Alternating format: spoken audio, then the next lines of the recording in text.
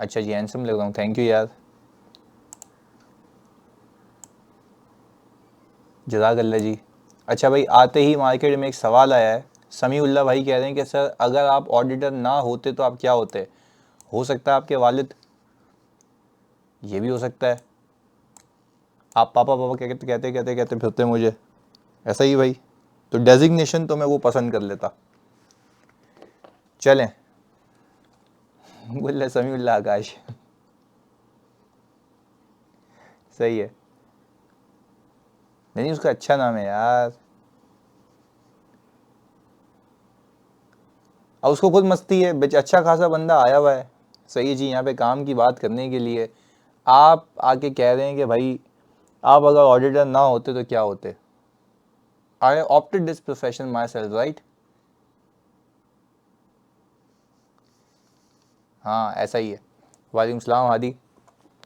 Okay अच्छा, तो मेरे बच्चों मुझे ये बताओ, मैंने आपको कल एक सवाल दिया था करने के लिए, क्या वो हो गया? क्या वो हो गया?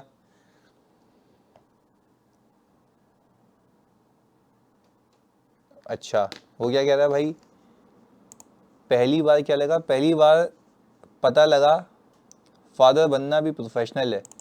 देखो आप मुझे अपना प्रोफेशनल फादर ही मान लें, बस मान लें, मुझे I don't have any doubts on it. सही है। क्यों कर रहा है भाई, क्यों? मतलब डायरी में लिख के आया था जलील होना है आज? हाँ, इतने मुश्किल से मैंने टाइम निकाला तुम्हें पढ़ाने के लिए, मैं सोया नहीं हूँ ताकि आप लोगों को ये ख़त्म कराऊँ आज। आप हैं क्या यहाँ पे रिलेशनशिप बिल्डिंग में लगे हुए?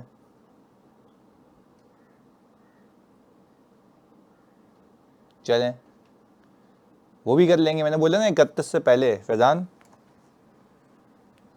31 से पहले, सही है ना? चलें, डन। आना कह रही हैं कूल, सही है भाई, ये भी सही है, एटीट्यूड वाले लोग आ गए। सही है, कैफ़ की क्लास है, नहीं बेटा इस्लामियत की चल रही है, कैफ़ की ही है वो, हमारा जो चरस लगा के टाइम टेबल बनाता है ना, उसने C5 6 लिख दिया था। थैंक यू जी मुनीब। अच्छा चलें, अब मुझे बताएं जो मैंने आपको सवाल दिया था मेरे बच्चों। ओके ओके, अच्छा सॉरी अब्दुल रज़ाक तू है यार, माजरत, गलती से शेयर हो गया था लिंक। सही है, अल्लाह हाफिज़, अल्लाह हाफिज़, अल्लाह हाफिज़। चलें ओके, अच्छा सुनो मेरे बच्चों जल्दी से, मैंने आपको जो सवाल दिया था उसमें मेजॉरिटी बच्चों ने एक भंड मारा, याद है वो क्या था? याद है वो क्या था? आपको बताना था कि क्राइटेरिया और सब्जेक्ट मैटर क्या है। सही है। अच्छा मुझे एक बात बताओ, क्राइटेरिया जो था, क्राइटेरिया जो था, क्या वो IFRS S1 था, जो एक सस्टेनेबिलिटी स्टैंडर्ड्स हैं? ऐसा है, सस्टेनेबिलिटी स्टैंडर्ड्स हैं। मैं ज़रा उसको ले भी आता हूँ यहाँ पे सामने।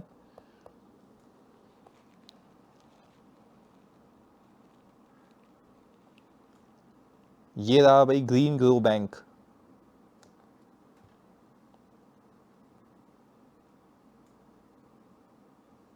ओके, तो हम इसको ज़रा यहाँ फेंक दें पहले,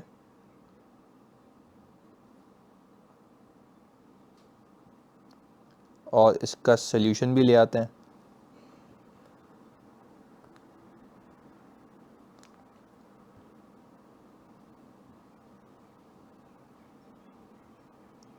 इसका सल्यूशन भी लगा देते हैं यहाँ पे।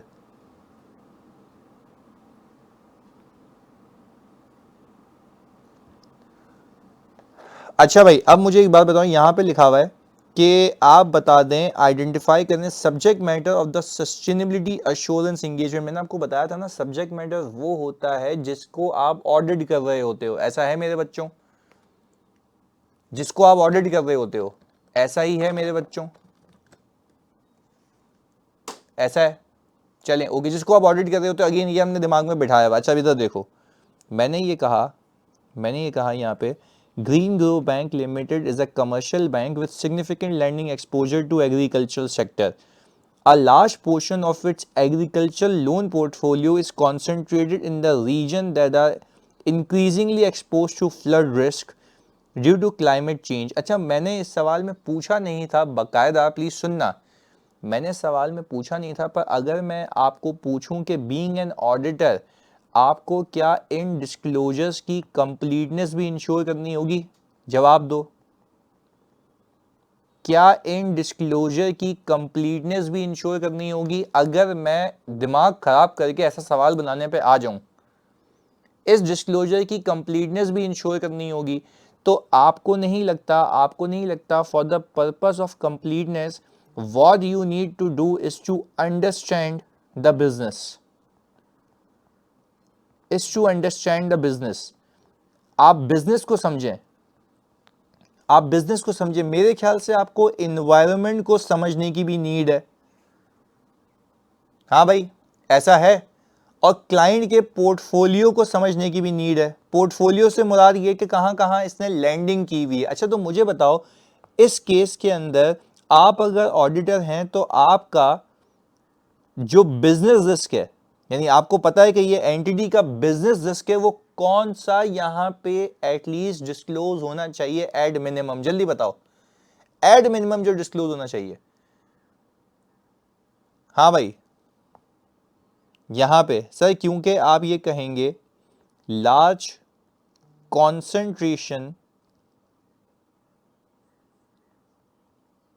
है आपकी एग्रीकल्चर में, तो क्या आपका फ्लड रिस्क है? अच्छा, क्या मैं फ्लड रिस्क लिख के भूल जाऊं? मैं तुमसे पूछता हूं, क्या मैं फ्लड रिस्क लिख के भूल जाऊं या मैं इसका इंपैक्ट बताऊं ऑन एफएस? ऐसा ही है। तो ये जो इदारा है, मैं अब देखो, मैं एक एक बात बड़ी अहम कहूंगा आज, और आज अगर मिस हुआ ना, क्योंकि आज आखिरी क्लास है इसकी, सही जी, आज अगर मिस हुआ तो फिर नहीं समझ आएगा, क्योंकि मैंने सस्टेनेबिलिटी पहले पढ़ाया FAR 2 वाला, फिर यहां से भी कनेक्ट कर रहा हूं। सुनना जरा, मैं आपसे ये पूछ रहा हूं, अब देखो यहाँ पे कह रहा है नहीं स्ट्रेटेजी और मैट्रिक्स वगैरह भी नहीं नहीं नहीं नहीं नहीं नहीं नहीं नहीं नहीं, स्ट्रेटेजी मैट्रिक्स नहीं, बिल्कुल चुपचाप सुनना है अभी भाई की बात, उस पर जवाब देना। सुनो, मैं ये कह रहा हूं, इम्पैक्ट ऑन एफएस का मतलब ये है कि आप समझें कि आप एक बैंक चला रहे हैं और आप अपने स्टेक होल्डर्स को एक इन्फॉर्मेशन दे रहे हो, आप कह रहे हैं फ्लड आ सकता है, और भाई उस फ्लड से क्या होगा, कितना नुकसान होगा, जब तक ये नहीं बताओगे तो क्या वो इन्फॉर्मेशन कंप्लीट है? नहीं, तो आप ये बताओ ना कि इतना परसेंट पोर्टफोलियो डैमेज हो जाएगा, इतना अनसिक्योर्ड है, और जब ये अनसिक्योर्ड है तो ये रिकवर नहीं हो पाएगा। अल्टीमेटली ये क्या हो जाएगा, आ जाएगा इसके ऊपर expected credit loss, ECL। Bad debts नहीं कहेंगे आज के बाद, ECL कहेंगे, एक्सपेक्टेड क्रेडिट लॉस कहेंगे। पहले बताओ, बात समझ आ रही है मेरे बच्चों? अच्छा, तो क्या हम ये कह सकते हैं कि ये मेरी कहलाएगी कंप्लीट इंफॉर्मेशन? पहले बताओ, बात समझ आ रही है? ये मेरी कहलाएगी complete information. Although this is not the requirement of this question, but again मैं इसे समझाने के लिए कह रहा हूं कि जैसे आप ऑडिट कर रहे होते हैं, वहां पे मैनेजमेंट का दावा होता है ना कि मेरे फाइनेंशियल स्टेटमेंट्स में PP, सेल्स, एक्सपेंसेस सब कंप्लीट है, हाँ या ना में जवाब दो। ऐसा है? तो यहां पे भी तो दावा कर रही है ना वो, कि भाई वो चीजें कंप्लीट हैं, इसको क्यों हवा बनाया हुआ है? सही है, क्लियर है, पक्की बात है। अच्छा, तो मुझे बताओ, क्या मैनेजमेंट ये दावा नहीं करेगी कि ये इंफॉर्मेशन एक्यूरेट भी है?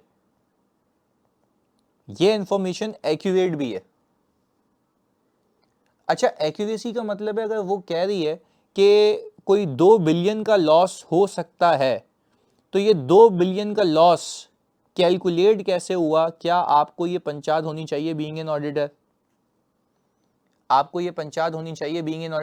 मैं आपकी जगह होता, मैं तो ये कहता कि अच्छा भाई, पहले मुझे बताओ टोटल लैंडिंग पोर्टफोलियो दो।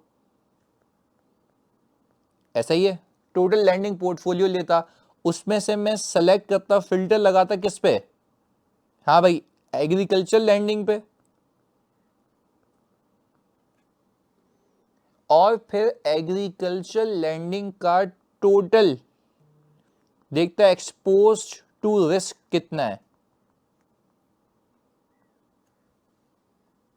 तो क्या ये स्पेसिफिक प्रोसीजर्स आप नहीं कर सकते? थिंक अबाउट ऑडिट, जैसे ऑडिट करते हो वैसे यही है, जो इन्फॉर्मेशन डिस्क्लोज हुई है उसको ऑडिट करना आना चाहिए, बस दैट्स इट। इससे ज्यादा कोई रॉकेट साइंस ही नहीं है, इससे ज्यादा तो कोई रॉकेट साइंस ही नहीं है।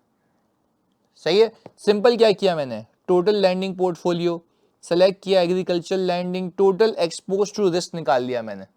ऐसा है, ऐसा है मेरे बच्चों। सर ये प्रोसीजर लिख दें, यानी लिख तो दिए, लिख तो दिए, लिख तो दिए, ये तो रहे टोटल एक्सपोज टू रिस्क, लिख तो दिए जानी, ये रहे। अच्छा अब वैसे एक बात बताओ मुझे मेरे बच्चों, क्या ये वाले प्रोसीजर्स नॉर्मल ऑडिट प्रोसीजर से हटके होंगे या यही होंगे? सवाल है। सेम होंगे ना? यस, नहीं नहीं नहीं आसमा गलत, सेम होंगे, यही होंगे। प्रोसीजर्स तो सब्सटेंटिव होते हैं ना, वो तो वही हैं। अच्छा क्या यहाँ पे डेटा एनालिटिक्स यूज नहीं कर सकते? हाँ भाई, क्या यहाँ पे डेटा एनालिटिक्स यूज नहीं कर सकते? कर सकते हैं। प्रॉपर समरीज बना सकते हैं, डैशबोर्ड्स बना सकते हैं, ऐसा है भाई। Very good. तो पहले बताओ मुझे, थोड़ा सा वो खौफ निकला? देखो मैं फिर बता रहा हूँ, ये किसी ने अप्लाई नहीं किया, मैं इसकी एप्लीकेशन में इन्वॉल्व हूँ तो मुझे ज्यादा पता है, इसलिए कह रहा हूँ टेंशन नहीं लो, सुकून से समझनी चीजें ग्रैब करनी है। सर इसकी भी डॉक्यूमेंटेशन होगी क्या? सैयद मोहम्मद अली सही कह रहे हैं, इसकी भी डॉक्यूमेंटेशन होगी क्या? ये भी सब्जेक्ट टू डॉक्यूमेंटेशन है? बिल्कुल है। अबे जैसे ऑडिट होता है वो सारी कहानियां यहाँ होंगी। क्लियर है? बड़ी अश्योरेंस नहीं है क्या? मैं तुमसे पूछता हूँ, क्या ये अश्योरेंस नहीं है? क्या ये अश्योरेंस नहीं है? है, बिल्कुल है। बट क्या ये, इसको हम नॉन फाइनेंशियल स्टेटमेंट अश्योरेंस कहेंगे? क्या इसको हम नॉन फाइनेंशियल स्टेटमेंट अश्योरेंस कहेंगे? यस, बिल्कुल ऐसा है ना। देखो फाइनेंशियल स्टेटमेंट एश्योरेंस क्या है? फाइनेंशियल स्टेटमेंट्स की एश्योरेंस। ये किसकी एश्योरेंस है? सस्टेनेबिलिटी की एश्योरेंस, सस्टेनेबिलिटी की डिस्क्लोजर्स की एश्योरेंस। सही है, सस्टेनेबिलिटी के डिस्क्लोजर की assurance, these are not part of FS. Clear है? ये जैसे आपको याद है, आपको याद है कि जो अदर इंफॉर्मेशन देते हैं हम, हाँ जी, अदर इंफॉर्मेशन देते हैं हम, जो मैनेजमेंट अदर एनुअल रिपोर्ट में, उस एनुअल रिपोर्ट का पार्ट होगी ये। डिपेंड करता है कौन सी जुरिस्डिक्शन में इसको प्लेस कहाँ किया जाता है, पर this is not going to be part of your financial statements. ऐसा है, ऐसा है मेरे बच्चों। देखो हमने तो ये सीखा है ना। अच्छा आप ऑडिट रिपोर्ट देते हो तो क्या लिखते हो? We have audited the company financial statements of ABC limited, जिसमें यही आता है। क्या कभी उसमें इसका जिक्र किया था? क्या कभी चर्सियों उसमें इसका जिक्र किया था? नहीं किया था, ना करेंगे, क्योंकि इसके लिए अश्योरेंस अलग है। बात समझ आती है?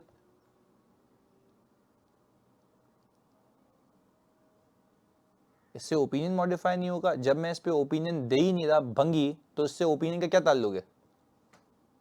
हाँ भाई, क्या मैं इस पे ओपिनियन दे रहा हूं उस एफएस में? नहीं, एफएस अलग है, ये अलग है। क्लैरिटी है? ओके आगे आ जाओ। चलिए ये तो मैंने आपको ये बता दिया। अच्छा एक और चीज, हमने दो बातें कही। पहली बात कही कंप्लीटनेस, पहली बात कही सर हमने कंप्लीटनेस, दूसरी बात कही एक्यूरेट, तीसरा सर जो भी इंफॉर्मेशन डिस्क्लोज की जा रही है क्या वो न्यूट्रल होनी चाहिए? न्यूट्रल,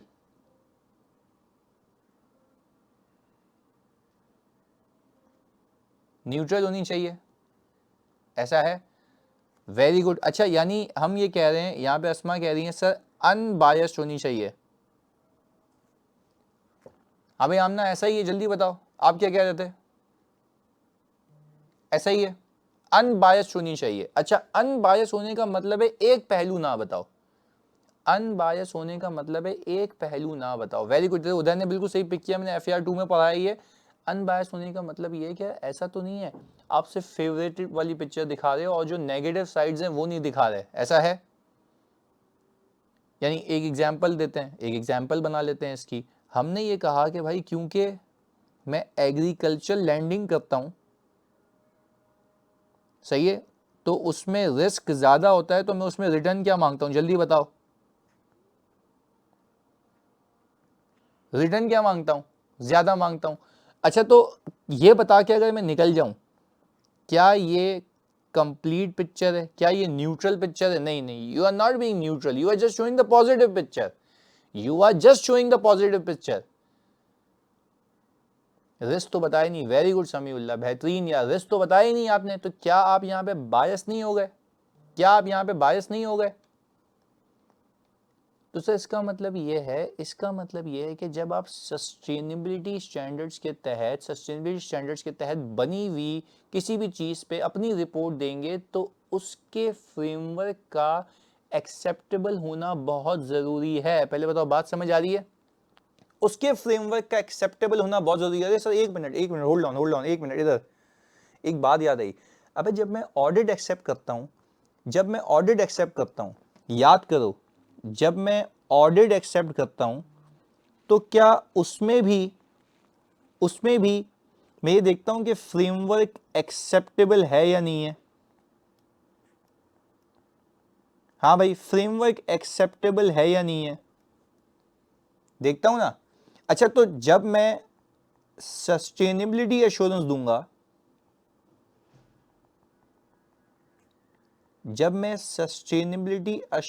दूंगा, तो क्या इस सस्टेनेबिलिटी एश्योरेंस जिस फ्रेमवर्क पे बनाया गया, अच्छा इस याद है आपको मैंने सिखाया था, उसको हम क्या कहते हैं? क्राइटेरिया कहते हैं। तो क्या मैं इस क्राइटेरिया को भी एक्सेप्टेबल करार दे के फिर एक्सेप्ट करूंगा ना? ये भी एक्सेप्टेबल होना चाहिए।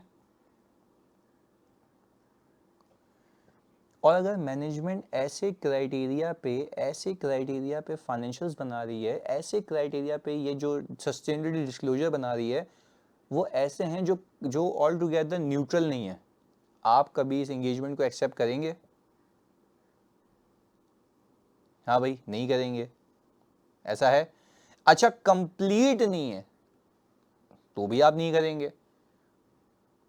अच्छा तो यानी एक यूं करते हैं ना, मैनेजमेंट हर साल क्राइटेरिया अपना बना रही है जो कि एस्टेब्लिश बाय लॉ रेगुलेशन नहीं है, इंटरनेशनल स्टैंडर्ड्स और सस्टेनेबिलिटी स्टैंडर्ड बोर्ड से नहीं बना हुआ, तो क्या आपके लिए वो एक्सेप्टेबल होगा? सर कभी नहीं होगा, जिंदगी में कतन नहीं होगा। भाई फॉर एग्जांपल आपने क्राइटेरिया एग्री कर लिया, तो आपने कहा कि सही है भाई, हम यहाँ पे जो है आपकी ये एंगेजमेंट एक्सेप्ट कर रहे हैं, हम ऑडिट कर रहे हैं। अच्छा आप ऑडिट करने लगे, आपको बीइंग एन प्रैक्टिशनर पता है कि यार ये जो क्राइटेरिया उसने चुना है जिसके बेस पे ये डिस्क्लोजर बना रहा है, वो क्राइटेरिया सही नहीं है, क्योंकि उस क्राइटेरिया में कंप्लीटनेस का जिक्र ही नहीं है। पहले तो बात समझ आ रही है? तो मैनेजमेंट ने क्या किया, डिस्क्लोजर आधे अधूरे डाल दिए। फिर रिपीट कर रहा हूं, डिस्क्लोजर आधे अधूरे डाल दिए। अच्छा जैसे ही क्लाइंट ने डिस्क्लोजर आधे अधूरे डाले, मैंने बोला भाई इसको कंप्लीट करो, तो वो कहेगा भाईजान आपने एग्री किया था कि इस क्राइटेरिया के तहत बनेंगे और मैं इस क्राइटेरिया के तहत बना रहा हूं, आपको क्या मसला है? तो क्या आपको पहले दिन पे ही उसको आगाह करना चाहिए था कि नहीं भाई मेरे लिए क्राइटेरिया एक्सेप्टेबल नहीं है? अच्छा और अगर मैनेजमेंट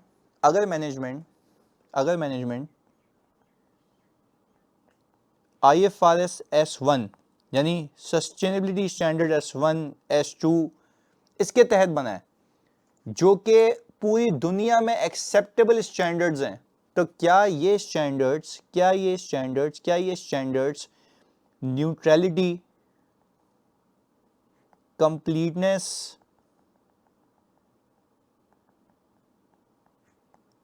कंपैरेबिलिटी की बात करते हैं? हाँ भाई कंपैरेबिलिटी की बात करते हैं, जल्दी बताओ, कंपैरेबिलिटी की बात करते हैं? बिल्कुल करते हैं। तो मुझे एक बात बताओ, तो क्या अब इस केस के अंदर मेरा ये ऑल टुगेदर फ्रेमवर्क एक्सेप्टेबल हो जाएगा, क्राइटेरिया एक्सेप्टेबल हो जाएगा? सर बिल्कुल हो जाएगा। चलें, अब ये तो मैंने ओवरऑल आपको बात सिखा दी, अब इधर आ जाओ वापस से, मैंने सवाल बनाया इसलिए ताकि कनेक्ट कर पाऊँ। इधर for the year ended 31 Green Growth Bank has prepared substantially यानी sustainability related disclosure in its annual report. अच्छा क्या इसने एफएस का पार्ट बनाया या एनुअल रिपोर्ट में फेंका है? जल्दी बताओ। सर एनुअल रिपोर्ट में फेंका है। Okay, to explain how the sustainability related risk may affect bank cash flow, asset quality and capital adequacy over the short term, medium term and the long term. Disclosure describe the bank's governance. हाँ भाई, ये जो bank का governance mechanism है 4 pillar में से एक pillar है, हाँ या नहीं, जल्दी बताओ। ओके, और sustainability risk, it's processes for identifying management climate related risk affecting agriculture lending, qualitative information के ये कैसे हमारे रिस्क फ्रेमवर्क में आएंगे, ये पूरा का पूरा जो है ये क्या है, सब्जेक्ट मैटर है, सब्जेक्ट मैटर है, सब्जेक्ट मैटर है मेरे बच्चों, यस सब्जेक्ट मैटर है। और कहा जा रहा है bank has engage an independent assurance practitioner to perform a limited assurance engagement on these sustainability related disclosure in accordance with ISSA 5000, यानी international standards on sustainability assurance. जैसे इंटरनेशनल स्टैंडर्ड्स ऑन ऑडिटिंग होते हैं वैसे international standards on sustainability assurance है।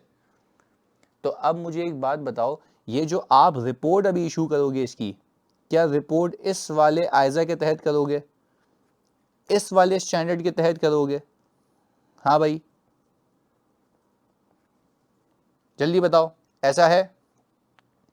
तो अगर मैं ये कहूं कि ये जो सस्टेनेबिलिटी रिलेटेड डिस्क्लोजर हैं ये किसकी रिक्वायरमेंट है? सर आप बोलेंगे IFRS S1 की। क्या मैनेजमेंट इसके तहत डिस्क्लोजर बनाएगी? क्या मैनेजमेंट इसके तहत डिस्क्लोजर बनाएगी? तो ये आपका क्या हो गया, ये आपका क्या हो गया, क्राइटेरिया। और जो चीज उन्होंने इसको देख के बनाई वो क्या है, जो चीज उन्होंने इसको देख के बनाई वो क्या है? Sir subject matter. हम कौन है, हम कौन है इस पूरी सिचुएशन में? प्रैक्टिशनर, ऑडिटर नहीं। अब इस केस में आप अपने आप को नाम दोगे प्रैक्टिशनर का, इस केस में आप अपने आप को नाम दोगे प्रैक्टिशनर का, क्लियर है? अच्छा, और जो ये डिस्क्लोजर बना रहा है वो कौन है? जो ये disclosure, management, very good, management. पर इसको आप अब अल्फाज को तब्दील करेंगे, वो है रिस्पॉन्सिबल पार्टी। कौन है, कौन है? रिस्पॉन्सिबल पार्टी, ऐसा ही है, इसको बस चेंज कर दिया हमने। क्राइटेरिया बेटा S1 है ना, अभी तो बताया जाना मैंने, S1 है ना, अभी तो क्लियर किया है। ओके, अच्छा अब जरा आगे आ जाओ। ये मैंने इसका सोल्यूशन डाल दिया था, ये आप देख लीजिएगा, पूरा मैंने तुम्हें एक्सप्लेन कर दिया है आगे। अच्छा तो अब मुझे एक बात बताओ, ये क्लाइंट है, टोपी पहन के बैठे हुए हैं, क्लाइंट देगा disclosure regarding it's sustainability related risk and opportunities, it's governance process, risk management, की टारगेट्स। कितने पिलर्स हैं जल्दी बताओ? 4। क्या ये IFRS S1 के तहत देगा? सर बिल्कुल S1 के तहत देगा। तो मुझे बताओ आप ये बार बार सर IFRS S1 कह रहे हैं, ये क्यों कह रहे हैं? क्योंकि ये एक एक्सेप्टेबल फ्रेमवर्क है, क्योंकि ये एक एक्सेप्टेबल फ्रेमवर्क है, वाइडली रिकॉग्नाइज्ड है। अच्छा तो पाकिस्तान क्या पूरी दुनिया में कोई भी, पूरी दुनिया में मैं तुमसे पूछता हूं, पूरी दुनिया में कोई भी किसी भी जुरिस्डिक्शन में अगर कोई ऐसे डिस्क्लोजर बनाएगा तो पूरी दुनिया में कंसिस्टेंट होंगे, सेम? क्योंकि ये जो स्टैंडर्ड्स हैं ये पूरी दुनिया में एक्सेप्टेबल हैं अब ऑनवर्ड्स। पर अब क्योंकि न्यू आए हैं तो लोग समझ रहे हैं कि इसके डिस्क्लोजर ड्राफ्ट कैसे किए जाएं, क्या क्या किया जाए। तो इसी का ऑडिट कौन करेगा, इसी का ऑडिट कौन करेगा? हम। तो रिपोर्ट आइजा 700 के तहत देंगे। हाँ भाई, आइजा 700 के तहत देंगे, नहीं ISSA 5000 के तहत देंगे, ऐसा ही है, ISSA 5000 के तहत देंगे, ऐसा है मेरे बच्चों, क्लियर है, बात समझ आती है? ओके, तो देखो नीचे क्या लिखा हुआ है, auditor needs to evaluate whether such disclosure given, और इसको क्या नाम दे दिया मैंने, जल्दी बताओ इसको क्या नाम दे दिया? सच डिस्क्लोजर गिवन क्या है? Subject matter. अच्छा, बाय द मैनेजमेंट, मैनेजमेंट कौन है? Responsible party, is free from material misstatement, prepared in accordance with the criteria, यानी इसमें कोई गलती नहीं है, क्राइटेरिया के तहत बने हुए हैं। और फिर आखिर में क्या दे दूंगा मैं? अपनी रिपोर्ट दे दूंगा, रिपोर्ट इशू कर दूंगा, ऐसा ही है। फिर वो कह रहा है रिपोर्ट भी 2 तरीके की, चाहो तो आप उसके अंदर रीजनेबल एश्योरेंस दे दो, डिपेंडिंग अपॉन कि क्लाइंट ने आपको किसके लिए अपॉइंट किया है। चाहो तो आप उसमें लिमिटेड एश्योरेंस दे दो। अभी बताते हैं। अच्छा मुझे बताओ, क्लाइंट आपको कह रहा है, क्लाइंट आपको कह रहा है कि भाई मुझे आप ओपिनियन दें, मुझे आप ओपिनियन दें, मुझे आप ओपिनियन दें कि ये फ्री फ्रॉम मटेरियल में स्टेटमेंट। तो हम शुरू कैसे करते हैं? इन our opinion, in our opinion, ऐसे ही करते हैं। जल्दी बताओ, इन आर ओपिनियन ऐसा लिखते नहीं लिखते? अच्छा अब ये लिखो, in our opinion the financial statements are free from material misstatement, ऐसे वर्ड यूज करूं? नहीं नहीं, no no no no no sir, no sir, बिल्कुल नहीं। आप लिखेंगे in our opinion the subject matter, the subject matter, very good, the subject matter, बेहतरीन यार अहमद, बेहतरीन। The subject matter is prepared in accordance with, is prepared in accordance with क्या, क्या लिखूंगा आगे? Criteria, is prepared in accordance with the criteria. ऐसा है, ऐसा है मेरे बच्चों, क्लियर है? तो क्या हम यहां पे लिखें कि हम यहां पे लिखेंगे in our opinion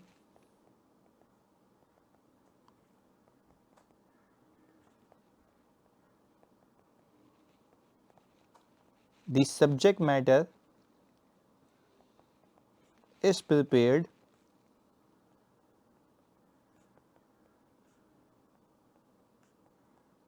in accordance with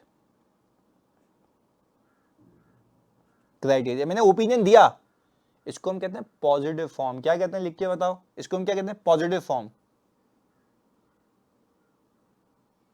ऐसा है? चलें। अच्छा फिर एक ये आ गया लिमिटेड एश्योरेंस भाईजान, लिमिटेड एश्योरेंस।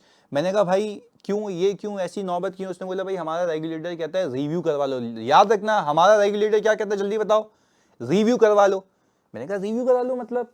मैंने कहा नहीं नहीं नहीं, ये बात नहीं समझे, रिव्यू करा लो मतलब? उसने बोला कि भाई एक मिनट सुने, रिव्यू करा लो का मतलब ये है कि वो कहता है कि भाई जो आपने डिस्क्लोजर बनाया ना, high level high level high level high level अपने ऑडिटर से रिव्यू करवा लो।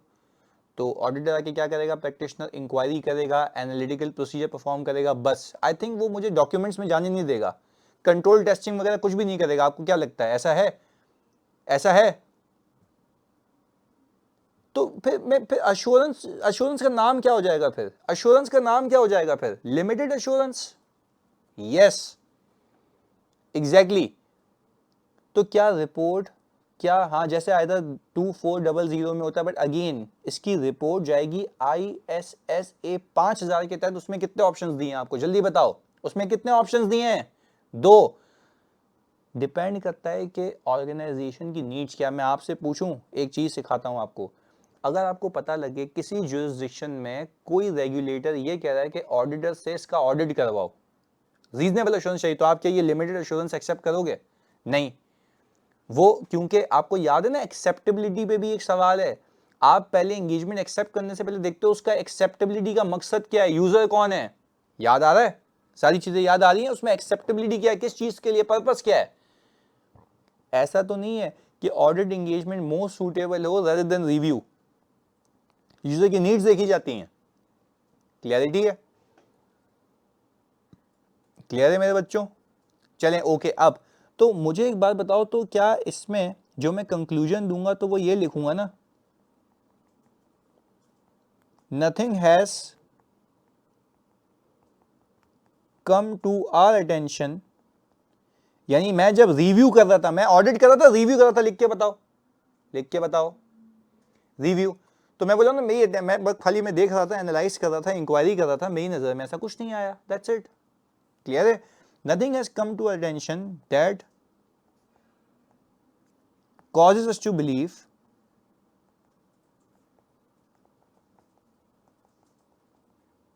हाँ भाई, दैट क्या लिखूं? Financial statements? नहीं सर, आप क्या कह रहे हैं? That subject matter has not been prepared in accordance with, क्या लिखें? क्राइटेरिया,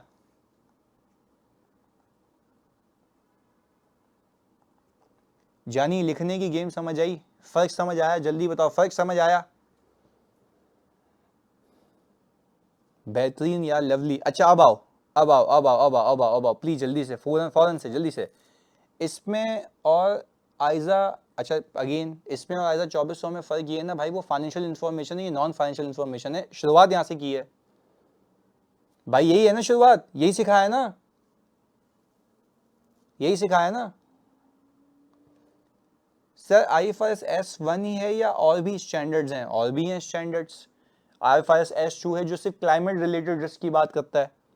IFRS S1 जो है वो ओवरऑल बात करता है, इन्वायरमेंटल, सोशल, गवर्नेंस जो हमने सीखा। S2 सिर्फ क्लाइमेट रिलेटेड एडिशनल डिस्क्लोजर्स की बात करता है। सही है।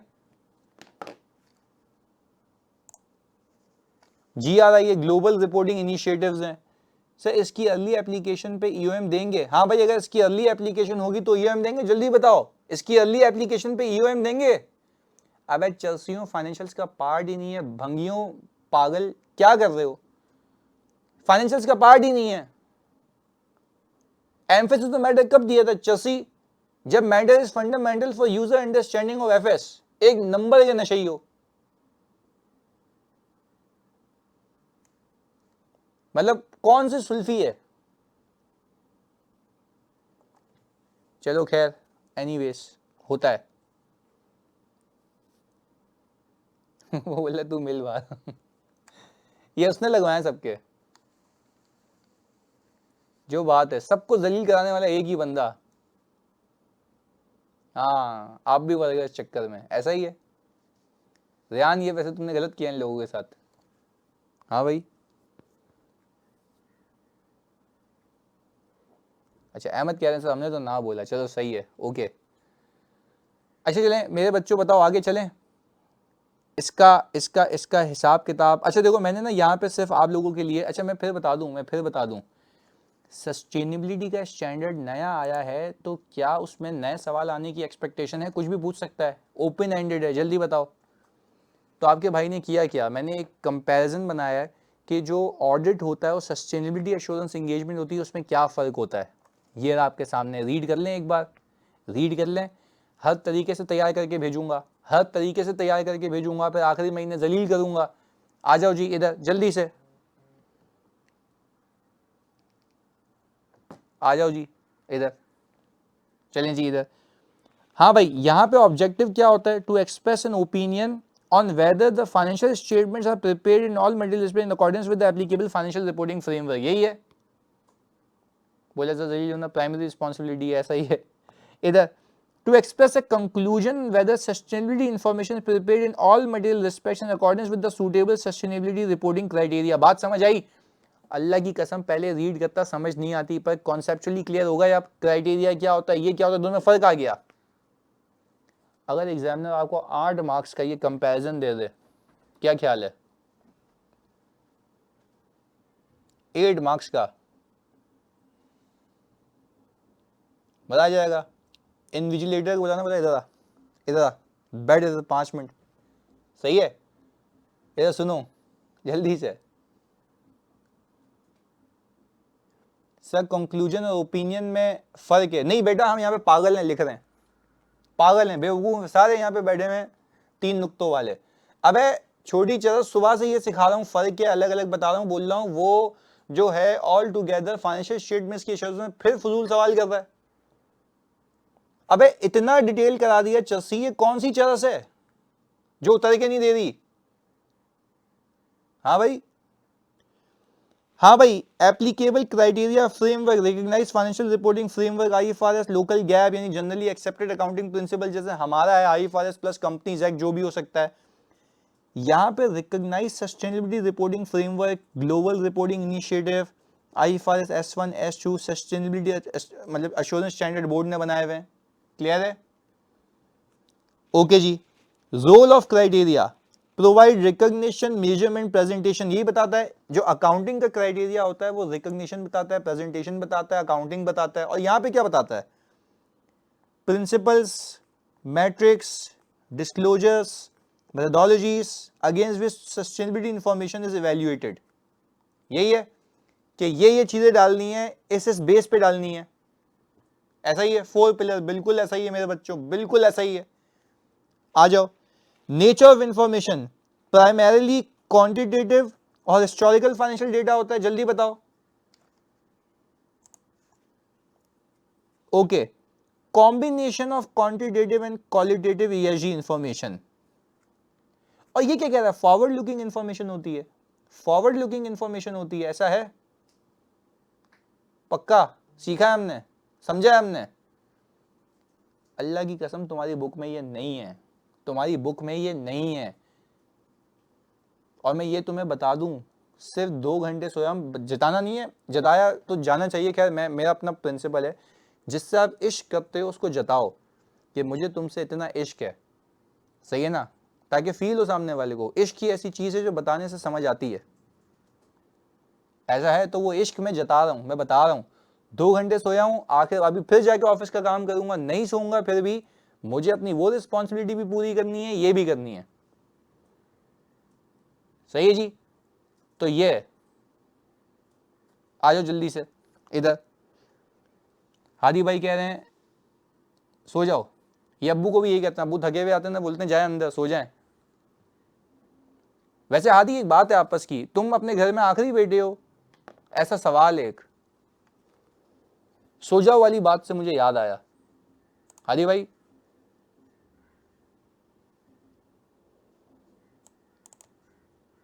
जल्दी से एक सवाल का जवाब दे दे, आगे मैं कहानी खत्म कर दूंगा, जल्दी।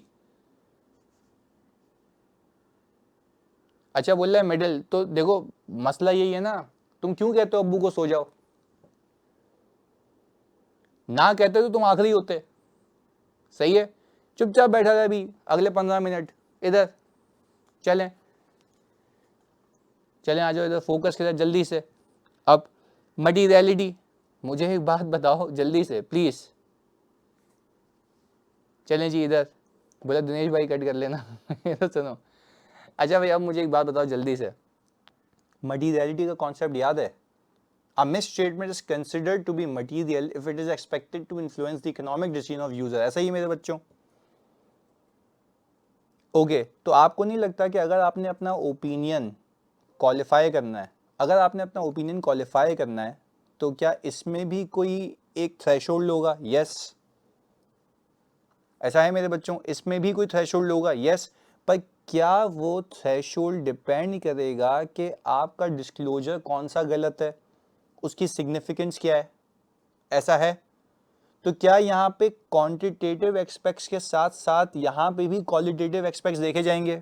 हाँ भाई देखो लिखा हुआ है ना, based on the significance of the ESG matter to stake holder. वही अगेन वही वाली डेफिनेशन के if it is expected to influence the economic decision of user.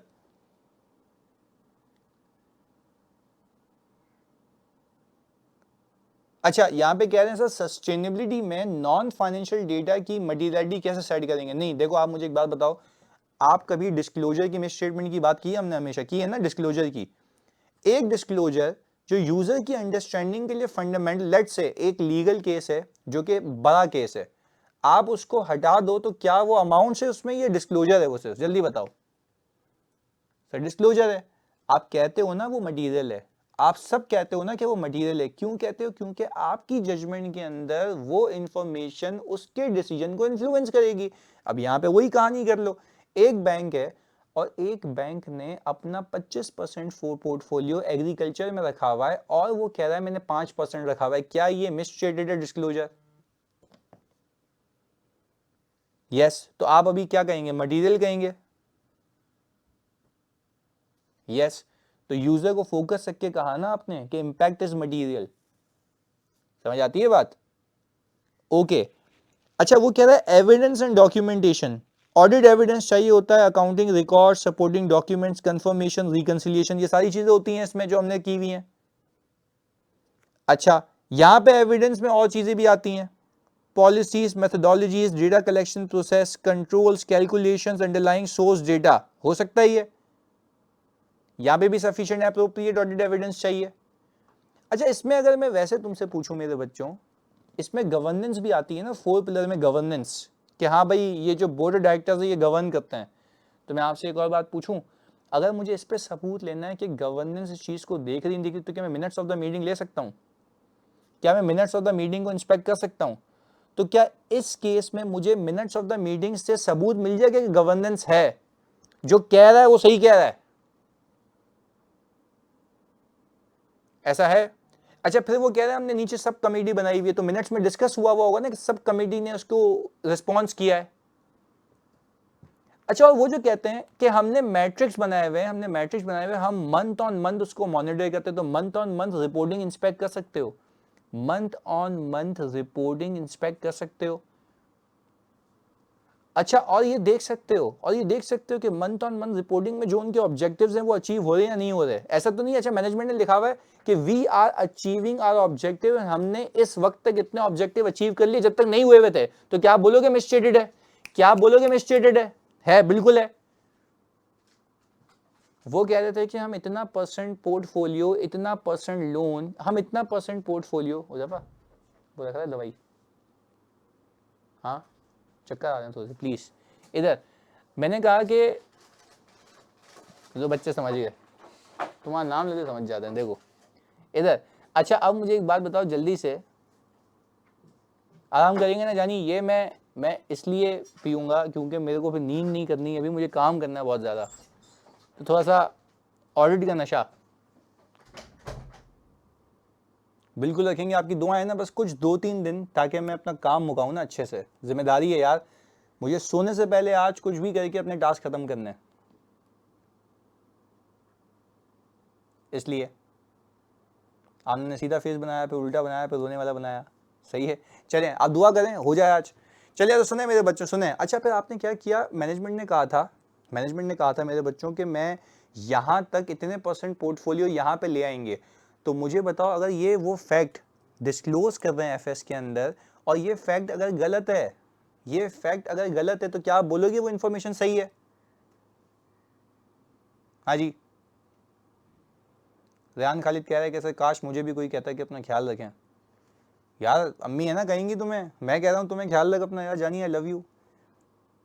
Sir अगर मटेरियल मिसस्टेटमेंट है तो ओपिनियन में हम रीजन अश्योरेंस देंगे। हाँ भाई जल्दी बताओ। वो फैजान भाई कह रहे हैं कि सर अगर मटेरियल मिसस्टेटमेंट है तो क्या आप रीजनेबल अश्योरेंस दोगे या एक्सेप्ट फॉर लिखोगे? हाँ भाई जल्दी बताओ, एक्सेप्ट फॉर लिखोगे, हाँ या ना में जवाब दो। तो कैसे लिखेंगे? In our opinion except for the facts stated in basis for qualified opinion section, याद है?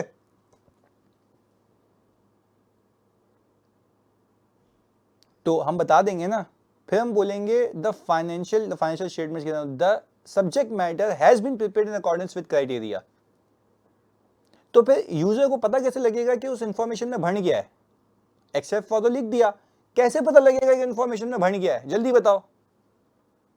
सर बेसिस फॉर कंक्लूजन में ना भाई, बेसिस और कंक्लूजन में बताएंगे आप। क्लियर है? वेरी गुड मेरे बच्चों, बेहतरीन। अच्छा, गवर्नेंस में जनाब कह रही है सर मैनेजमेंट की गवर्नेंस और मेथोडोलॉजीज देखेंगे, ऐसा ही है ना? मैनेजमेंट की गवर्नेंस देखेंगे, बिल्कुल, क्योंकि उसने कहा कि हम गवर्न करते हैं। अच्छा, अब एक मजे की बात बता दूं तुम्हें, तो सुनो। उदय ने बड़ा अच्छा सवाल किया कि सर क्या इसकी रिपोर्ट का फॉर्मेट भी सेम है? इसने इतनी बड़ी बेवकूफ़ी की कि उसने रिपोर्ट का फॉर्मेट नहीं दिया, क्योंकि पाकिस्तान में अब तक रिपोर्टिंग फॉर्मेट डेवलप भी नहीं हुआ। बट आपके भाई ने, क्योंकि मैं इसमें इन्वॉल्व हूँ और आपको पता है आपका भाई अल्हम्दुलिल्लाह एसआरसी में भी आ चुका है, कैप में, तो मुझे बड़ा शौक है कि मैं चीज़ें करूँ। तो मैंने अपने हिसाब से उसकी रिक्वायरमेंट्स पे ना एक रिपोर्ट का फॉर्मेट बनाया है। ये रही, ये रिपोर्ट का फॉर्मेट बनाया है, जिसके अंदर पूरा बताया मैंने कि भाई क्या क्या आएगा। तो वो मैं आपको ऐसे दे दूंगा, उसको याद नहीं करना, सिर्फ रीड कर लेना, सही है? क्योंकि मैंने इसलिए बनाया क्योंकि मुझे पता आगे आगे जाके पाकिस्तान में ये आना है, तो मुझे पहले से ही पता होना चाहिए कि रिपोर्टिंग रिक्वायरमेंट्स क्या है। सही है? उसकी रिक्वायरमेंट को देख के बनाया है, जो ISSA 5000 की है। सही है? मैं आपसे शेयर कर लेता हूं, पर प्लीज उसको याद नहीं करना, सिर्फ वो रीड करने की हद तक है। Yes exactly. चले, अच्छा आप मुझे एक बात बताएं, इधर आ जाएं, पहले बताओ ये कंपैरिजन समझ आया दोनों में? कंपैरिजन समझ आया दोनों में? अच्छा आओ इसकी ये देखो, वेरिफिकेशन अप्रोच, सब्सटैंटिव टेस्टिंग होती है, टेस्ट ऑफ कंट्रोल होता है, और यहाँ पे क्या करते हैं, test of data generation process controls over ESG data, के जो ईएसजी के लिए डेटा निकाले उसमें कंट्रोल्स क्या है, pre conditions, financial reporting framework acceptable होना चाहिए, मैनेजमेंट रिस्पॉन्सिबिलिटी होनी चाहिए, अवेलेबिलिटी ऑफ रिकॉर्ड होना चाहिए, ये थी प्री कंडीशन। हाँ या ना में जवाब दो जल्दी से, फौरन से 210 वाली, इधर आ जाओ। Use of recognise sustainability reporting framework, हाँ भाई क्या था, IFRS S1, S2, GRI, okay. Disclosure of material ESG matters, compliance with the regulatory and governance requirements, तो ये उसकी प्री कंडीशंस हैं। अच्छा अब governed by the accounting standards, influenced by the sustainability standard regulation, stock exchange requirements and code of corporate governance, जो आपकी publicly available होती हैं। अच्छा क्या यहां पे भी प्रोफेशनल जजमेंट और वहां पे भी प्रोफेशनल जजमेंट होती है, दोनों जगह? अच्छा जजमेंट ऐसे कि आपके हिसाब से हो सकता है कि कोई और रिस्क भी हो जो मैनेजमेंट ने रिस्क ना डाला हो, क्या कहते हो, क्या ख्याल है आपके हिसाब से, कोई ऐसा रिस्क हो जो मैनेजमेंट ने ना डाला हो? पर अगेन मैं तुमसे कहता हूं, आप अगर इदारे को समझते ही नहीं हो तो क्या ESG पे आप कमेंट कर सकते हो? नहीं। अच्छा ऐसा हो सकता है कि एक इंफॉर्मेशन जो ESG में डिस्क्लोज की हुई हो, मैं बता रहा हूँ सवाल आ सकता है, मैं एग्जामिनर होता मैं लाजमी बनाता, मैं दिमाग की धज्जियां उड़ा देता। मैं ये कह रहा हूँ एक इंफॉर्मेशन जो ESG में डिस्क्लोज हुई है, सस्टेनेबिलिटी रिलेटेड डिस्क्लोजर में एक रिस्क डिस्क्लोज हुआ है जो आपने नहीं पिक किया, आपने वहां से देख लिया, तो आपको ख्याल आएगा अबे ऐसी की तैसी, ये तो FS में भी मसला हो सकता है, तो क्या आपको ये ऑल टुगेदर सपोर्ट करेगा? क्योंकि आपको याद है बिजनेस रिस्क, जो बिजनेस रिस्क को आप असेस कर रहे होते हो, एक एग्जांपल देता हूं, मैनेजमेंट ने, एक एग्जांपल देता हूं आपको, मैनेजमेंट ने पता है क्या किया, मैनेजमेंट ने डिस्क्लोज किया हुआ है कि हमारे पास ऑल टुगेदर इतना परसेंट पोर्टफोलियो जो है हमने एग्रीकल्चर में रखा हुआ है, सही, हमने एग्जांपल बना दी। अच्छा तो आपको ख्याल आएगा यार इतना परसेंट अगर एग्रीकल्चर में रखा हुआ है तो ये सब्जेक्ट टू फ्लड्स है, तो आपका जो ECL मॉडल के अंदर लॉस गिवन डिफॉल्ट है उसकी परसेंटेज आपने हो सकता है कम रखी हुई हो, अब क्या रख दोगे जल्दी बताओ, ज्यादा। तो ये इंफॉर्मेशन कहां से पता लगी आपको, ओ भाई सस्टेनेबिलिटी रिलेटेड डिस्क्लोजर से, जिसका FS पे इंपैक्ट है। तो ये दोनों आपस में कंसिस्टेंट भी होने चाहिए, यस सर होने चाहिए। क्लियर है? जल्दी बताओ, बात समझ आती है? सो ये ट्रिक अदर इंफॉर्मेशन वाली डिस्कशन में भी बताई थी, बिल्कुल ऐसा है, वही वाली ट्रिक है आदि, बिल्कुल सही कह रहे हो। अच्छा अब जरा इसकी ना थ्योरी रीड करता है, होप आपको समझ आएगी, मेरी ये विश है। इधर आ जाओ जल्दी से।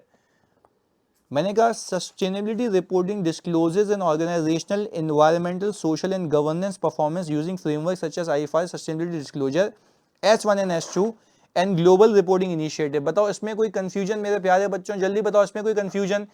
मैंने शुरू बड़ा बेसिक से किया है, अच्छा ये करता क्या है? ट्रांसपेरेंसी इंश्योर करता है, कंपेरेबिलिटी इंश्योर करता है, कंप्लीटनेस इंश्योर करता है, एक फाउंडेशन देता है for audit and assurance engagement, क्योंकि इसको देख के मैं ऑडिट करूंगा कि इसके तहत बने या नहीं बने। यहां तक अलाइंड है? ऐसा है मेरे बच्चों? ग्लोबल रिपोर्टिंग इनिशिएटिव बेटा बेसिकली ये कि जो ग्लोबली हमारी सस्टेनेबिलिटी की रिक्वायरमेंट्स है उसको कैटर कर रहा होता है, सही है? आ जाओ जी आगे। अच्छा अब हमने ये कहा for sustainability information to be assured certain pre condition must be met. क्या अगर मैं अश्योरेंस देने लगा हूं सस्टेनेबिलिटी की रिपोर्टिंग के ऊपर, तो क्या वो रिकॉग्नाइज्ड फ्रेमवर्क पे होनी चाहिए, अदरवाइज मैं एक्सेप्ट नहीं करूंगा? जल्दी बताओ। ओके मटेरियल ESG मैटर सारे डिस्क्लोज होने चाहिए जो कि स्टेक होल्डर्स को इंपैक्ट करे, हाँ भाई, और रेगुलेटरी रिक्वायरमेंट से कंप्लाई होना चाहिए, जो कोड ऑफ कॉर्पोरेट गवर्नेंस जो डायरेक्टर्स के लिए बनाया जाता है कि आपने मिनिमम ये तो करना ही करना है, ये आपके एक्शंस होने चाहिए। ऐसा है मेरे बच्चों? जल्दी बताओ। कोड ऑफ कॉर्पोरेट गवर्नेंस जैसे कि लिए हमारे लिए कोड ऑफ एथिक्स है ना कि हमें एथिकल होने के लिए ये करना है, तो डायरेक्टर्स के लिए कोड बनाया जाता है कि आपकी गवर्नेंस ऐसी होनी चाहिए, आपके लिए कोड है ये, उसको फॉलो करना है ताकि गवर्नेंस सही हो सके। क्लियर है? और आगे क्या कह रहा है, ऑडिटर्स असेस सस्टेनेबिलिटी इंफॉर्मेशन। पहले बताओ यहां तक अलाइन हो, मैं जहां तक रुका हूं यहां तक बात समझ आई। ऑडिटर असेस करेगा कि सस्टेनेबिलिटी इंफॉर्मेशन किसके अगेंस्ट में, किसके अगेंस्ट में, क्राइटेरिया के अगेंस्ट में, इंश्योर करेगा कि वो वेरीफाइबल हो। ऐसे ही लिखा भाई, वेरीफाई हो पाए वो इंफॉर्मेशन, वरना क्या हो जाएगी, अगर वेरीफाई नहीं हो सकती वरना क्या हो जाएगा sir, scope limitation. Very good, scope limitation, measurable and reliable, यही किया था हमने ऑडिट प्रोसीजर्स में। Like financial audit, sustainability reporting requires proper documentation to support the assurance engagement. ऐसा ही है, कोई बोलेगा ना किस बिना पे ओपिनियन दिया, ये रहे भाई एविडेंस इस परे में। क्लियर है मेरे बच्चों, बात समझ आती है आगे। अच्छा, अब ये बात समझ आती है, रीजनेबल एश्योरेंस और लिमिटेड एश्योरेंस, कोई मसला। और आपको IASB से 5000 प्रोवाइड करता है, global framework for sustainability assurance. ये बताएगा आपको कि आपको रिपोर्ट कैसी बनानी है, और रिपोर्ट क्या पूरी दुनिया में कंसिस्टेंट होगी जो हम फॉलो करेंगे, यस, ताकि हर दुनिया में बैठे हुए बंदे को समझ आए कि रिपोर्ट का मतलब क्या है। अच्छा, अब आगे आते हैं। सबसे पहले ओवरऑल ऑब्जेक्टिव क्या है, ओवरऑल ऑब्जेक्टिव क्या है सस्टेनेबिलिटी एश्योरेंस एंगेजमेंट्स का, ये ऑब्जेक्टिव, ऑब्टेन रीजनेबल एश्योरेंस या लिमिटेड एश्योरेंस एज अप्रोप्रिएट, जिसके लिए भी आपको अपॉइंट किया गया है, about whether the sustainability information is free from material misstatement. खाओ अल्लाह की कसम, ये हमने बात कही है, क्या हमने ये बात की है, ये रहा हमारा ऑब्जेक्टिव है। एक्सप्रेस करूंगा कंक्लूजन, पहले एश्योरेंस ऑब्टेन करूंगा, एक सबूत इकट्ठा करूंगा। एश्योरेंस कैसे ऑब्टेन होगी, सबूत इकट्ठा करके। फिर क्या करूंगा, एक्सप्रेस करूंगा अपना conclusion on the sustainability related information. कैसे कैसे कैसे कैसे करूंगा, जल्दी बताओ कैसे करूंगा, रिपोर्ट के जरिए, जिसमें जिसमें जिसमें जिसमें जिसमें जिसमें या तो मैं रीजनेबल एश्योरेंस दूंगा या लिमिटेड एश्योरेंस दूंगा, एंड डिस्क्राइब करूंगा बेसिस फॉर कंक्लूजन। क्लियर है। और कुछ एडिशनल रिक्वायरमेंट्स हैं इस ISSA 5000 की, वो भी बताऊंगा, जैसे कि अब एक एक करके यहां पे इंक्लूड करूंगा। ये कहता है अपनी रिपोर्ट में ये बताओ कि आपने प्रोसीजर क्या परफॉर्म किए, तो क्या मैं लिखूंगा, प्रोसीजर क्या परफॉर्म किए, हाँ भाई, ओके। अच्छा, फिर ये कहता है यार इंडिपेंडेंस भी बताओ, हैं सर, इंडिपेंडेंट होना लाजमी है इसके लिए, इंडिपेंडेंट होना लाजमी है इसके लिए, ओ भाई जी, अदरवाइज लोग आपकी रिपोर्ट पे विश्वास, जल्दी बताओ, विश्वास नहीं करेंगे। ऐसा ही है। तो क्या वही integrity, objectivity, professional competence and due के, अच्छा आपको सस्टेनेबिलिटी का पता ही नहीं, आपको स्टैंडर्ड्स ही नहीं पता, ESG क्या होता है, आप ये कर सकते हैं, क्या आपकी औकात है, नहीं कर सकते sir, not possible, not practically possible, आप कॉम्पिटेंट ही नहीं है। अच्छा, जो ये रिपोर्ट बना रही है वो आपकी बेगम है, हाँ जी, हाँ भाई, आप गए उसके पास लेके, आपने बोला कि यार देखें ये जो आपने डिस्क्लोजर डाला है ना, ये रिस्क इनकम्प्लीट है, वो लेके निकल यहां से, ये है तो है, क्या कर लोगे भाई, बताओ क्या कर लोगे फिर आप। चलें तो सर यहां पे इंडिपेंडेंस, फैमिलियरिटी आ गई, ऐसा ही है, डन है। यस बोलेगी आपकी लाइफ मेरे बगैर भी इनकम्प्लीट हो सकती है, चलें, ओके जी, चलें, ओके। अच्छा भाई, ये यहाँ पे समीउल्लाह कह रहे हैं आ गया वापस, लाइट चली गई थी, ये बड़ा गलत स्टेटमेंट है वैसे, अगर मैं इसको गलत तरीके से इंटरप्रेट करूँ तो, हाँ भाई, अगर मैं इसको गलत तरीके से इंटरप्रेट करूँ तो मैं नहीं क्या क्या सोच सकता हूँ, अल्लाह का वादा, चलो सही है, इधर आ जाओ जी इधर। अच्छा, एलिमेंट्स बता रहा है सस्टेनेबिलिटी एश्योरेंस के, एलिमेंट्स बता रहा है सस्टेनेबिलिटी एश्योरेंस के एलिमेंट्स, आप मुझे बताएं अगर आपको समझ आते हैं तो इस पर एक एक करके बात करते हैं, आ जाओ। मैंने कहा सर प्लीज फोकस बनाए रखना है इधर, प्लीज फोकस बनाए रखना।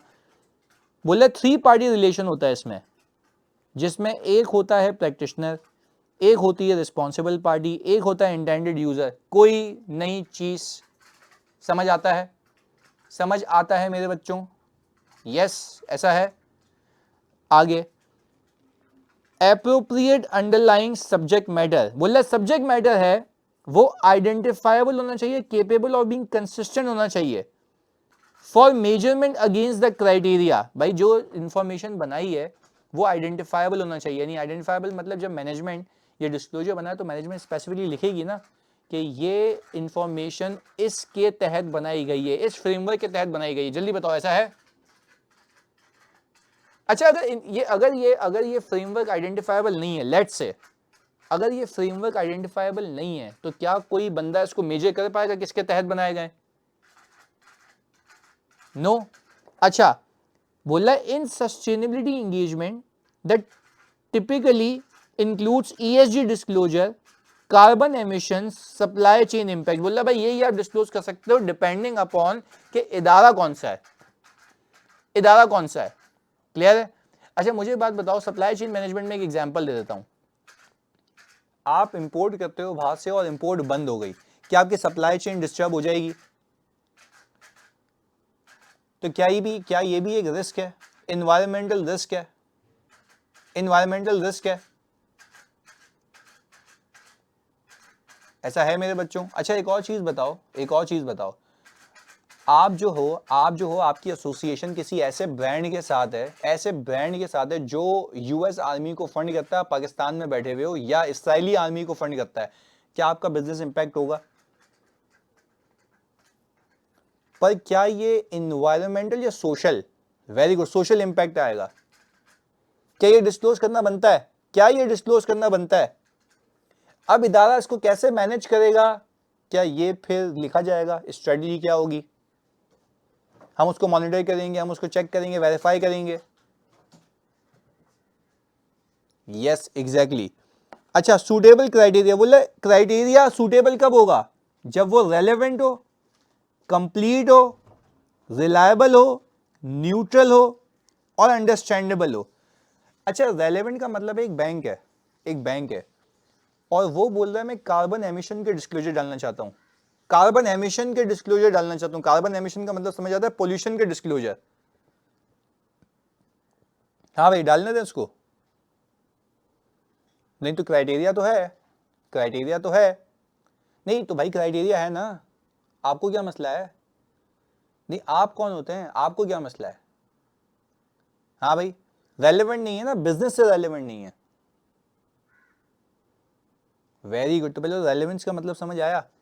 कंप्लीट में बता चुका हूं, न्यूट्रल बता चुका हूं, रिलायबल कि भाई हाँ यार, ताकि तस्लीम किया गया हो मार्केट में। ऐसा है मेरे बच्चों? क्लियर है? डन है? ओके। अच्छा अब sufficient appropriate audit evidence, the practitioner must obtain enough relevant evidence, reliable evidence to support their conclusion। यानी उसके बाद जब तक एविडेंस नहीं होगा तब तक वो कंक्लूड नहीं कर सकता। पहले बताओ एलिमेंट समझ आ रहे हैं, और फिर आखिर में उसको अश्योरेंस रिपोर्ट के जरिए कम्युनिकेट कर दो। तो कोई आपसे पूछे थ्योरेटिकली एग्जाम के अंदर कि एलिमेंट्स ऑफ सस्टेनेबिलिटी अश्योरेंस कितने, तो आप कितने बोलोगे? 1 2 3 4 5? 5। सर क्या ये चैप्टर याद करना है? प्लीज याद कर लेना। अभी उसकी औकात यहां तक नहीं पहुंची कि वो आपसे इस पे प्रैक्टिकल सवाल करे। फिर रिपीट कर रहा हूं, अभी नहीं पहुंची। फिर मैं कह रहा हूं ये याद कर लेना, फ्री के नंबर है, मैंने आपको पूरा सिखा दिया है। सही है? अच्छा आप जरा आगे चलते हैं। ये सारी चीजें मैंने आप लोगों के लिए, देखो रेलेवेंस की एग्जांपल, रेलेवेंस की एग्जांपल मेरे बच्चों देखो सुनना, आज कंप्लीट करके उठते हैं। क्या कहते हो? कंप्लीट करके उठते हैं आज। सही है? कंप्लीट करके उठते हैं, या वो चला रही हो यानी प्लीज कंप्लीट करके उठते हैं। ओके। अच्छा रेलेवेंस, सर रेलेवेंस का मतलब ये कि criteria must relate to the subject matter and users need. Acceptable क्या होगा? बैंक यूज कर रहा है IFRS S1 to disclose sustainability related credit and climate risk. समझ आता है? समझ आता है कि जो मेरे पोर्टफोलियो को हिट करे वो दे दो भाई, मना नहीं कर रहा मैं। अच्छा अब using environmental emission criteria to assess banking credit risk, क्या ये रेलेवेंट है? नो। अच्छा criteria must allow disclosure of all material expects. अच्छा क्लोथिंग कंपनी डिस्क्लोज कर रही है labour practices for both own factories and the third party supplier. बात सही है, बात सही है। अच्छा, और अगर मैं यही अपनी लेबर प्रैक्टिसेस सिर्फ बताऊं अपनी ओन फैक्ट्रीज पे, अच्छा लेबर प्रैक्टिसेस गलत होना क्या लीगल पेनल्टी का बायस बन सकता है? हाँ भाई, आप उनको गलत माहौल में रख रहे हो, सही है जी, चाइल्ड लेबर चल रहा है, क्या है ये, तो ये तो भाई आपने डिस्क्लोज करना है। यस एग्जैक्टली, बिल्कुल सही बोला फैजान। इधर reliability, telecom company system generated call का डेटा यूज कर रही है इंपैक्ट मेजर करने के लिए कि कॉल पे कितना टैक्स लगा। एक गवर्नमेंट ने नया टैक्स इंट्रोड्यूस किया है, सुनना, एक गवर्नमेंट ने नया टैक्स इंट्रोड्यूस किया कि जितनी भी कॉल्स आएंगी बाहर से उस पर इतना % टैक्स देना है। तो अगर मैं टैक्स का अमाउंट डिस्क्लोज करना चाह रहा हूं कि ये हो सकता है आगे जाके, तो क्या वो टैक्स का अमाउंट, प्लीज सुनना, क्या वो टैक्स का अमाउंट, फिर रिपीट कर रहा हूं मैं, क्या वो टैक्स का अमाउंट रिलायबल तब होगा ना जब आपका रिलायबल सोर्स से डेटा आया हो, ऑटोमेटिक सोर्स से आया हो, जिसमें कैप्चरिंग हो रही हो। अब हम कह रहे हैं हम कॉल वॉल्यूम को एस्टिमेट कर रहे हैं, based on the management judgement without supporting data. हाँ भाई, कोई पीछे डेटा नहीं है कितनी कॉल्स आ रही हैं। अब क्या ये डेटा रिलायबल है? Not reliable. अच्छा, हमने क्या किया, IFRS S1 अप्लाई किया consistently to disclose both favourable and unfavourable sustainability impacts. ये न्यूट्रल इंफॉर्मेशन है। और व्हाट अबाउट मैं अगर सिर्फ पॉजिटिविटी बताऊं, नो, गलत है। अच्छा, अंडरस्टैंडेबल, मैंने क्लियरली एक्सप्लेन की अजम्पशंस, मेथोडोलॉजीज और की terms use in the IFRS S1। यानी मैंने कहा कि अब मैं अगर वेग स्टेटमेंट दे दूं, we are committed to sustainability without explanation. ओ भाई, सस्टेनेबिलिटी कैसे कमिटेड हो, स्ट्रेटजी बताओ, कैसे वहां तक पहुंचोगे, मैट्रिक्स बताओ, गवर्नेंस कौन होगी, ये सारी चीजें बतानी चाहिए ना। अगर मैं सिर्फ ये लिख दूं हम कमिटेड हैं, हम सस्टेनेबल रहेंगे, तो क्या ये एक वेग स्टेटमेंट है? हाँ जी। और आखिरी चीज, availability to user, sustainability report states compliance with IFRS S1। तो मैंने अभी आपको सिखाया कि भाई वो लिखा हुआ है कि मैं IFRS S1 से कंप्लाई कर रहा हूं, लोगों के पास अवेलेबल होगा, डाउनलोड करके देख लेंगे उसमें क्या कहा जाता है। अब मैं अगर ये कहूं कि मैंने अपना एक स्टैंडर्ड बनाया है जिसके तहत मैं ये बना रहा हूं, क्या वो लोगों को अवेलेबल होगा? नहीं। तो पहले बताओ, क्या क्राइटेरिया की समझ आई? कि वो एक्सेप्टेबल कब होगा? जब सर वो कंपेरेबल हो, रेलेवेंट हो, न्यूट्रल हो, अंडरस्टैंडेबल हो और रेलेवेंट हो। क्लियर है? अच्छा, अब आगे ये मैंने तुम लोगों के लिए फिर रिपीट कर रहा हूं, ये मैंने तुम लोगों के लिए ये डिस्क्लोजर की एग्जांपल डाली हुई है, गवर्नेंस, स्ट्रेटजी, रिस्क मैनेजमेंट और मैट्रिक्स एंड टारगेट्स के आगे ये प्रोसीजर लिखे हुए हैं। ये देख लोगे मेरे बच्चों? बेहतरीन किया, थैंक यू जी। PDF में आपसे शेयर कर लेता हूं, प्लीज मैं आपसे एक रिक्वेस्ट करने लगा हूं, यहां पे इसकी कुछ एथिकल कंसिडरेशंस भी हैं, ये एक बार रीड कर लेना। ये वही है, मैंने तुम्हें सब पढ़ा दिया, सिर्फ रीड कर लेना, खुदा के वास्ते रिक्वेस्ट कर रहा हूं, पूरा याद कर लेना। सही है, तुम्हें मटेरियल बहुत दे दिया है मैंने इसका। और आप कहते हैं अगर तो हम अगर आप सिर्फ इतना एक छोटी सी इजाजत देते तो मैं रिपोर्ट के कंटेंट्स बता दूं, सिर्फ मोहब्बत में। आ जाओ इधर। वो बोल रहा है भाई सस्टेनेबिलिटी की अश्योरेंस रिपोर्ट में कुछ ऐसी चीजें आएंगी, सबसे पहले किसको बयान करोगे? हाँ भाई, सब्जेक्ट मैटर। क्या मैं अपनी रिपोर्ट में क्लियर कर दूं? जैसे मैं बताता हूं मैंने FS का ऑडिट किया, FS में यही आता है, इसमें क्या लिखूंगा? The subject matter of assurance engagement is the company sustainability information for the year ended 31 December 2004 as presented in the sustainability report. हाँ भाई, क्लियर है? बता दिया सब्जेक्ट मैटर कि मैं इसका ऑडिट कर रहा हूं, जैसे वहां पे FS का बताता हूं। अच्छा, फिर इसका ऑडिट कर रहा हूं, पर ये किसके तहत बना है? वहां पे लिखता हूं ना IFRS के तहत बना हुआ है, यहां पे भी लिखूं the sustainability information has been prepared in accordance with IFRS sustainability disclosure standard IFRS S1 and S2, लिख दिया मैंने। अगेन देखो, ये उसने जो ISA से 5000 उसने क्राइटेरिया बताया, मैंने तुम्हारे लिए ड्राफ्टिंग की हुई है। अगेन उसका बाप भी यहाँ तक नहीं पहुंचेगा, सिर्फ तुम्हारी नॉलेज के लिए ही है। सही है, इसको याद ना भी करो तो कोई मसले वाली बात नहीं है, सिर्फ तुम्हें समझाने के लिए बता रहा हूँ कि तुम्हारा एक वेग माइंड नहीं रहे, ये सब क्लियर होना चाहिए। आगे, लेवल ऑफ अश्योरेंस। हाँ भाई, degree of confidence provided to the user, we perform the limited assurance engagement based on procedure nothing has come to our assurance. हाँ भाई, ये कब होगा? लिमिटेड में।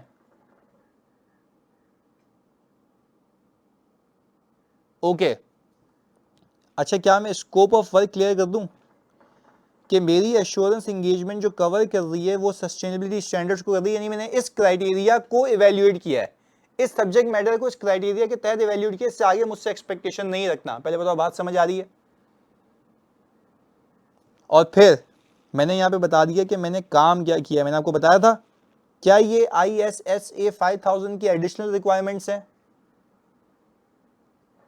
यस। तो सर ये देखें, are procedure included inquiries of management, evaluation of data collection process, inspection of supporting documents, analytical procedure and limited testing of selected sustainability matrices. That's it.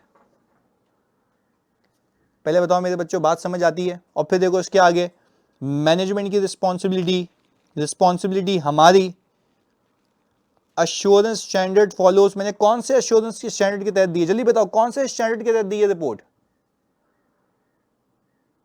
ऐसा है। और फिर मैंने आपको बता दिया मैं इंडिपेंडेंट था, ये भी बता दिया मैंने, ये कंटेंट्स हैं रिपोर्ट के। और फिर मैंने ये बता दिया कि मेरी कुछ लिमिटेशंस हैं, क्योंकि ये फोर्सिएबल फ्यूचर की अजम्पशंस होती हैं, तो ये कुछ चीजें ऐसी होंगी जो बड़ी अनसर्टेन होंगी, जो हम सर्टेनिटी से नहीं कह सकते। वो बता दिया मैंने, केविएट दे दिया, बता दिया, क्योंकि इनहेरेंट लिमिटेशंस है नॉन फाइनेंशियल डेटा की और रिलायंस ऑफ एस्टिमेट्स और जजमेंट्स की अजम्पशंस है इसके अंदर कि ये हो सकता है, वो हो सकता है, ये डूब जाएगा, बारिश आ जाएगी। क्या आपको पता है आ जाएगी बारिश? क्या आपको पता है आ जाएगी बारिश? नहीं। क्या आपको पता है फ्लड्स आ जाएंगे? नहीं। ये सारी की सारी चीजें क्या है? सारी की सारी चीजें क्या है? अजम्पशंस, अंदाजा। तो क्लियर कर लो ना। कल को आप मीटिंग में बैठे हुए हो, शेड्यूल बोले वो बात सुन, जी सर बोले, आपने तो कहा था कि भाई फ्लड्स आएंगे, ये तो नहीं आए, तो क्या यहां से बच जाओगे? यहां से बच जाओगे? आप तो हाई लेवल बता रहे हो ना, बेस्ट पॉसिबल। और ये देखो ये क्या लिखा हुआ आखिर में, ये क्या है? Based on the procedure performed. हाँ भाई, nothing has come to attention that causes us to believe that sustainability information is not prepared in all materials pay according with the applicable criteria. ऊपर क्राइटेरिया बता चुके थे क्या? ऊपर criteria बता चुके थे मेरे बच्चों, क्लियर है? अच्छा, तो मैंने आप लोगों के लिए ना सिर्फ ये किया हुआ है, सुनना मेरे बच्चों, मैंने आप लोगों के लिए ये किया हुआ है, ये रीड कर लेना। मैंने ये ना एक मैनेजमेंट की तरफ से बनाया हुआ टेलीकॉम कंपनी का डिस्क्लोजर है, टेलीकॉम कंपनी का डिस्क्लोजर है। मैं फिर रिपीट कर रहा हूं, टेलीकॉम कंपनी का डिस्क्लोजर है। अब इसी डिस्क्लोजर को आपने ऑडिट करना है, हाँ या ना में जवाब दो। हाँ हो सकती है, बिल्कुल हो सकती है सर। अच्छा सुने, तो इसको आपने ऑडिट करना। तो देखो इसके प्रोसीजर मैंने यहाँ पे लिख दिया आप लोगों के लिए, सिर्फ ये है वही जो हमने नॉर्मल प्रोसीजर सीखे हुए, सिर्फ तुम्हारी नॉलेज के लिए कि वापस से एक बार रीड कर लेना। ये वही है जो नॉर्मल प्रोसीजर होते हैं, इसमें कोई एड ऑन चीज नहीं है, सही है? तो आप क्या कहते हो, आज एक सवाल दे दूं आपको मैं, इस पे और अच्छा सा तड़कता भड़कता हुआ मजे का हो जाए?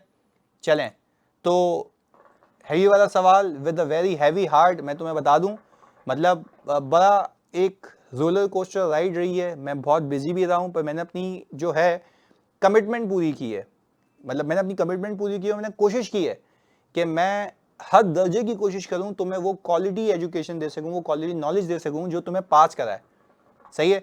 Finally syllabus has come to an and.